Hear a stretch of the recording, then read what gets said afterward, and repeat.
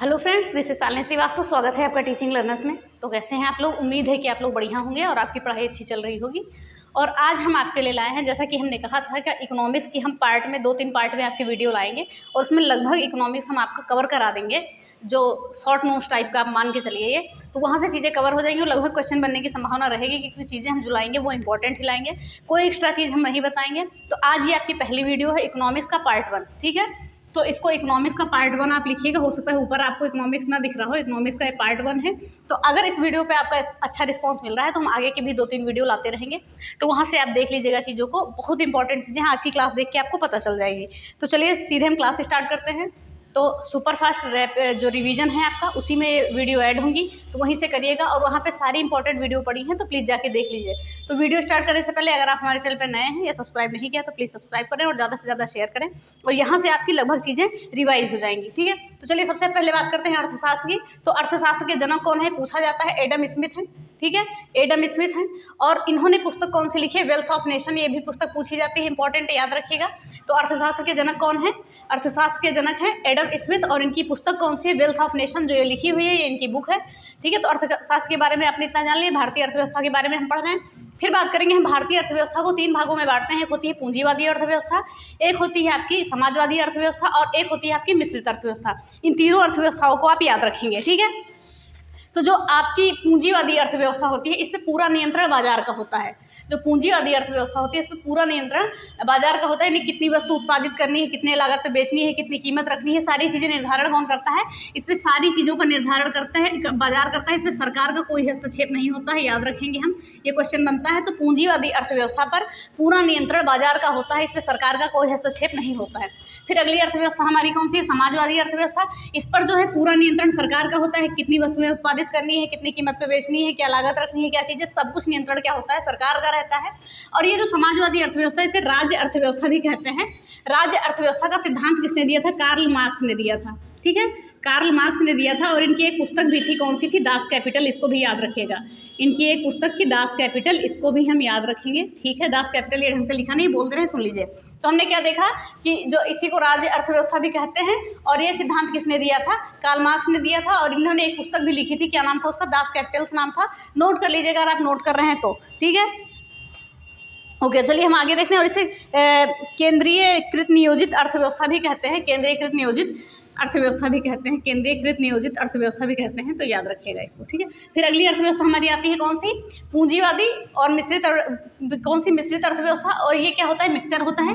ये जो दोनों अर्थव्यवस्थाएं आपकी होती हैं, पूंजीवादी और समाजवादी, इनका क्या होता है? मिश्रण होता है। ये हमने मिश्रित यहाँ पर लिख दिया, यहाँ पर समाजवाद होगा, ठीक है।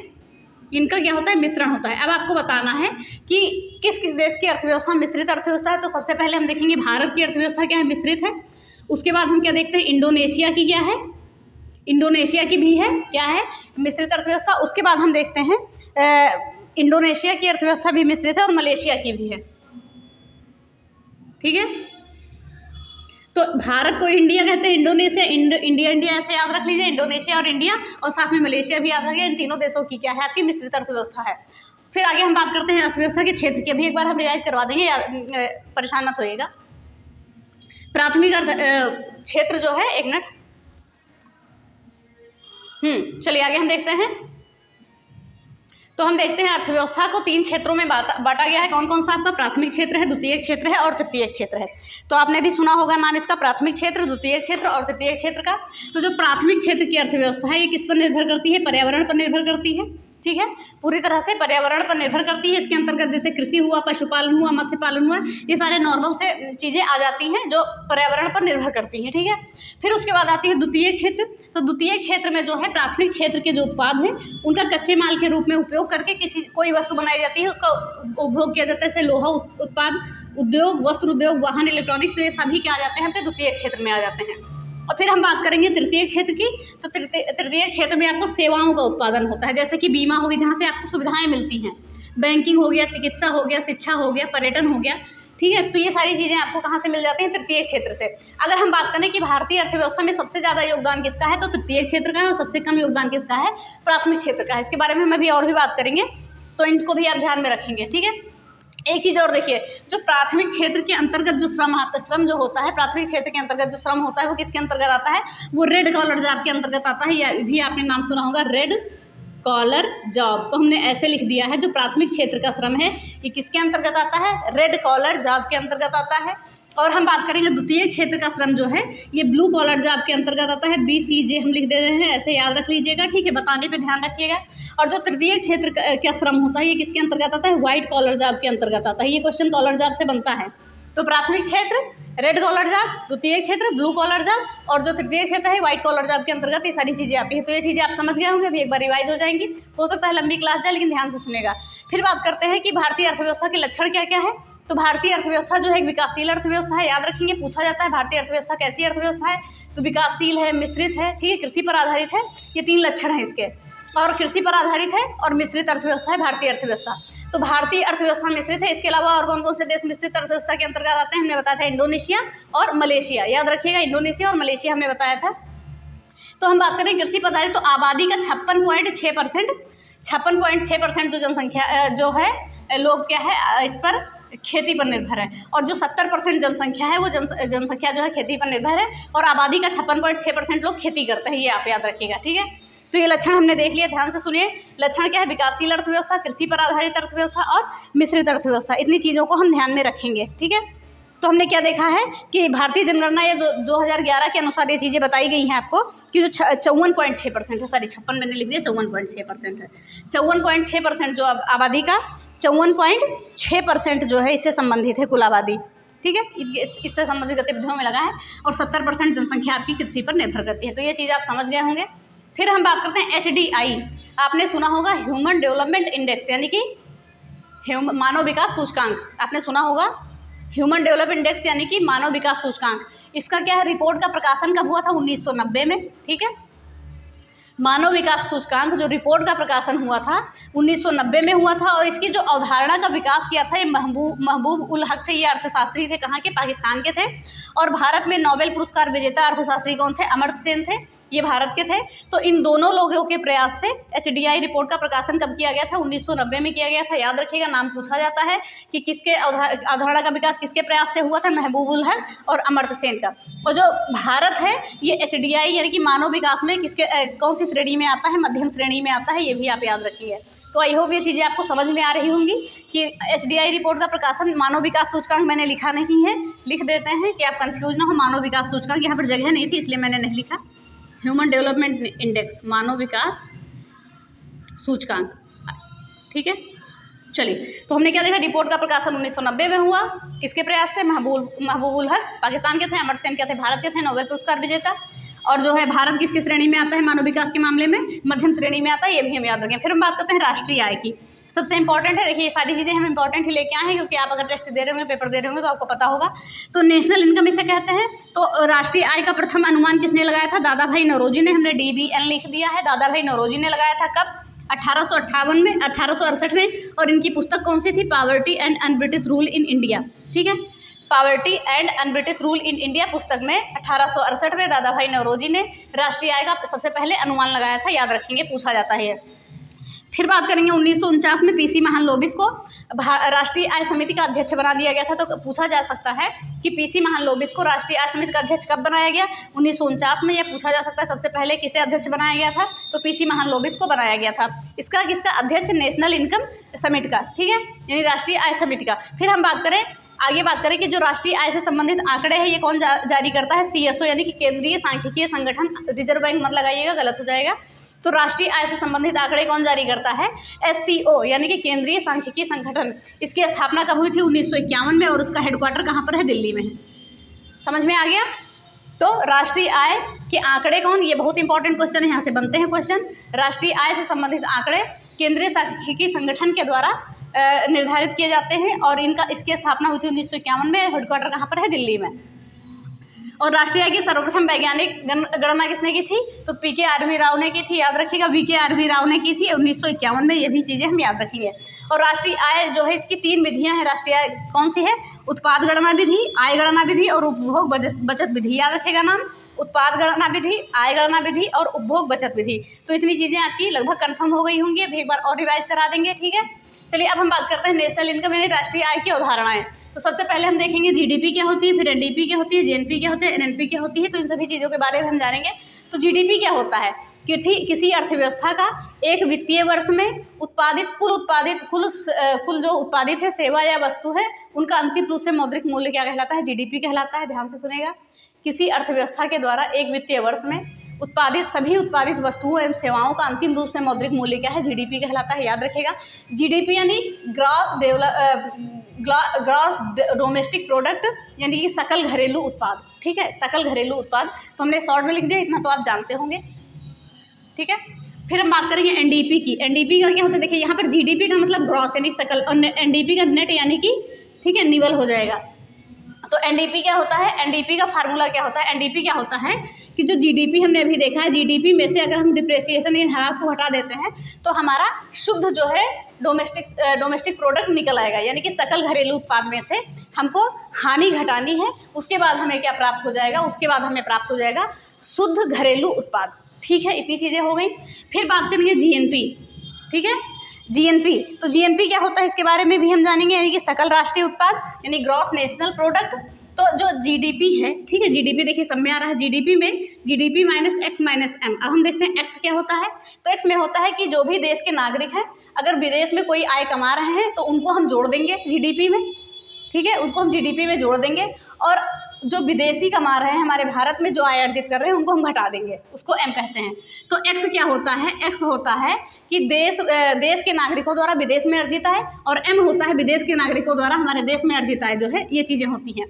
तो जीएनपी में हम क्या करते हैं, जीडीपी में भारतीयों के द्वारा जो आय अर्जित की जाती है उनको जोड़ देते हैं, और जो विदेशियों के द्वारा अर्जित की जाती है उनको हम हटा देते हैं। तो ये चीज़ें याद रखिएगा।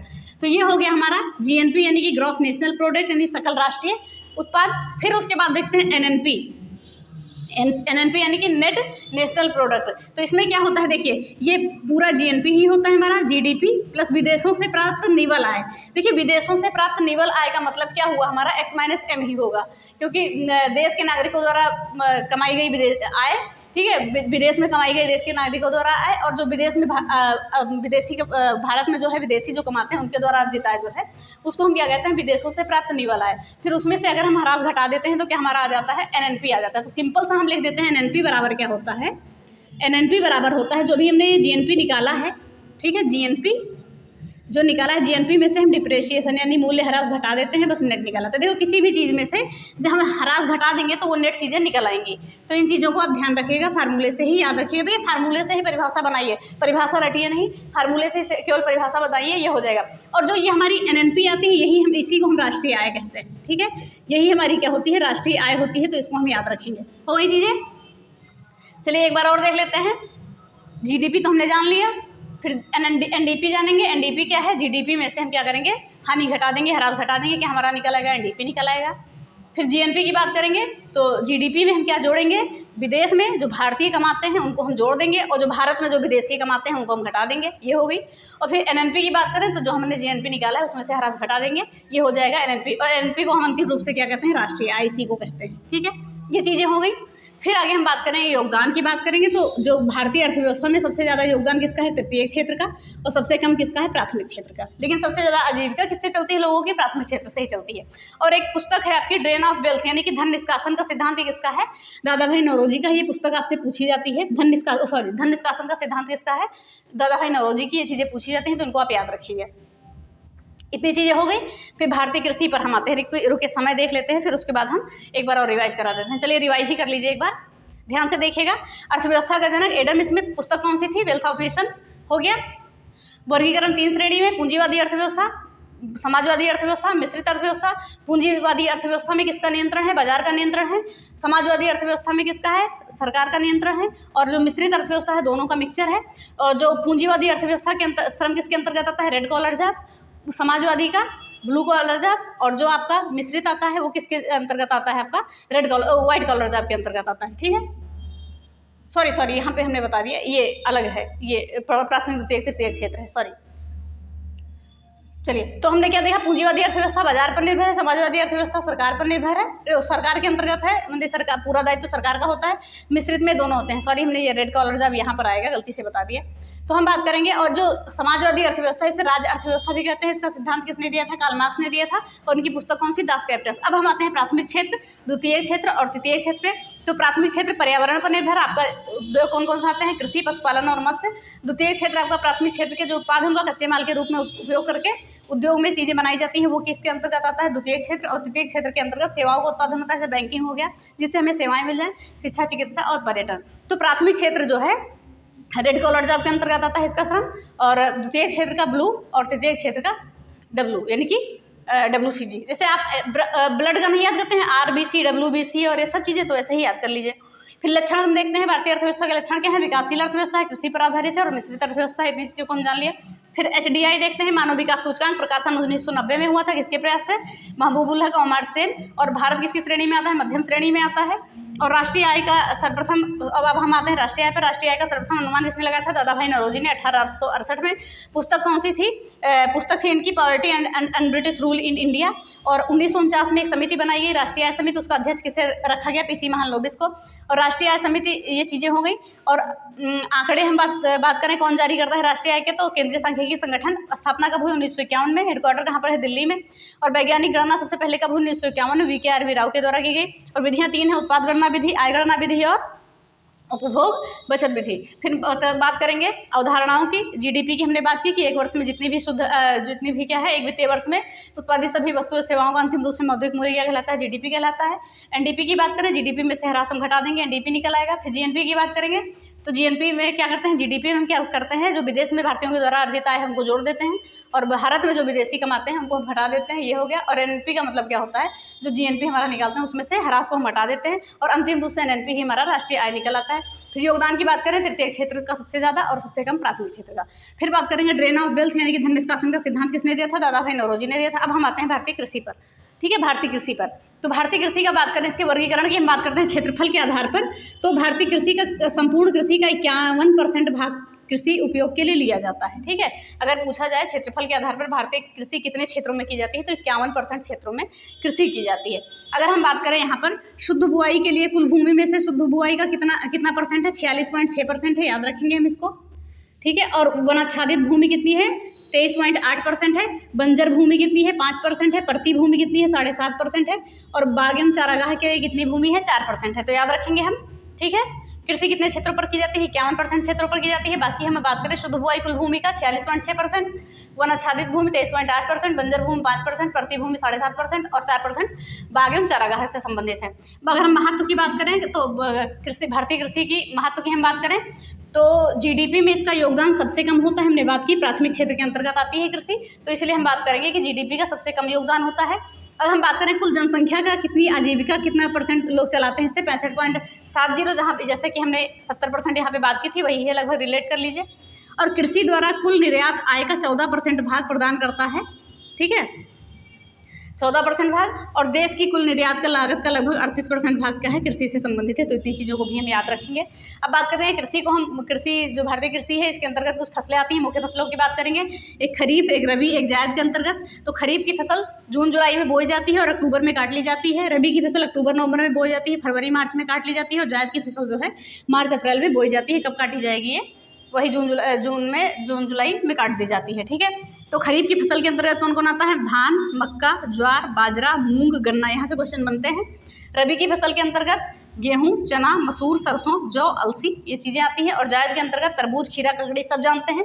सूरजमुखी याद रखिए, यहाँ से क्वेश्चन बन जाता है। ठीक है, तो इतनी चीज़ों को हम ध्यान में रखेंगे। तो चलिए हम एक बार और देख लेते हैं। भारतीय कृषि कुल 51% पे की जाती है। शुद्ध बुआई का 46.6% आता है इसके अंतर्गत। वनाच्छादित भूमि का 23.8%, बंजर भूमि 5%, प्रति भूमि 7.5% और बाग एवं चारागाह के लिए 4% भूमि आती है। फिर महत्व क्या है? GDP में सबसे कम योगदान है। आजीविका लगभग 70% चलती है, जानते हैं। और देश की कुल निर्यात का लगभग 38% भाग जो है कृषि से संबंधित है। फिर हम बात करेंगे फसल को 3 भागों में बांटा गया, खरीफ, रबी और जायद में। खरीफ जो है जून जुलाई से अक्टूबर, और रबी की फसल अक्टूबर नवंबर से फरवरी मार्च, और जायद का है मार्च अप्रैल तक। ठीक है, और बात करेंगे खरीफ की फसल के अंतर्गत धान, मक्का, ज्वार, बाजरा, मूंग, गन्ना आता है। रबी की फसल के अंतर्गत गेहूं, चना, मसूर, सरसों, जौ, अलसी आता है। और जायद के अंतर्गत आता है तरबूज, खीरा, ककड़ी और सूरजमुखी। तो ये हो गई आपकी आज इकोनॉमिक्स क्लास। तो अगर वीडियो पसंद आई तो प्लीज़ वीडियो को लाइक करिएगा, शेयर करिएगा और चैनल को सब्सक्राइब करें, साथ में बेल आइकन दबाना ना भूलें। और आपके रिस्पॉन्स पर निर्भर करेगा कि अगली इकोनॉमिक्स की वीडियो आए या ना, क्योंकि आप भी जानते हैं कि मेन टाइम चल रहा है और इस समय क्या है, किसी भी वीडियो को बनाने, जो वीडियो आपके सामने 15 मिनट की आती है उसके पीछे 2.5-3 घंटे लग जाते हैं। तो अगर आपका रिस्पांस रहेगा तो इस पे वीडियो आएगी, ठीक है। तो जैसा बताइएगा आप वैसा करेंगे। तो इसी के साथ वीडियो ख़त्म करते हैं। तो पसंद आई तो ज़रूर शेयर करिएगा। धन्यवाद, जय हिंद।